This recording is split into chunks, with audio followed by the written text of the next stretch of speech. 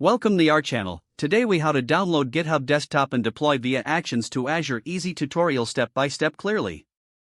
To download GitHub Desktop, first, open your web browser. Navigate to the official GitHub Desktop website at desktop.github.com. Click on the Download for Windows button if you are using Windows.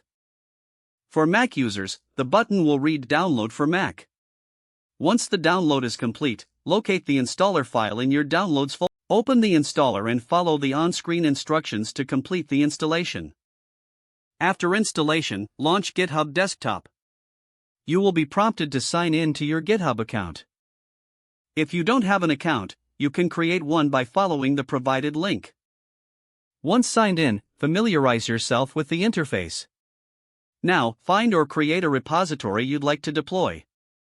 To create a new repository, click on File and select New Repository. Fill in the repository name and description, then choose the local path. Click Create Repository to finalize. If you're using an existing repository, select it from the list. To push your code, click on Publish Repository. Fill in the necessary information, such as repository name and visibility. After publishing, navigate to github.com and find your repository. Click on the Actions tab to set up GitHub Actions. Click on Set up a workflow yourself. In the editing pane, start by defining the necessary environment for deployment. Use the following YAML format to create the workflow file.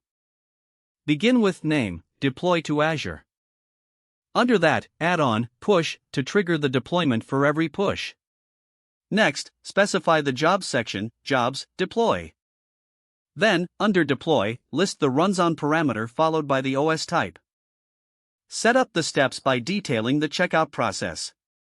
Add a step to log into Azure with uses, Azure/login at v1. Configure the with property to include your Azure credentials. Next, add a command to deploy your application. Use the Azure CLI command as per your application's requirements. Save the workflow file under .github/workflows/deploy.yml.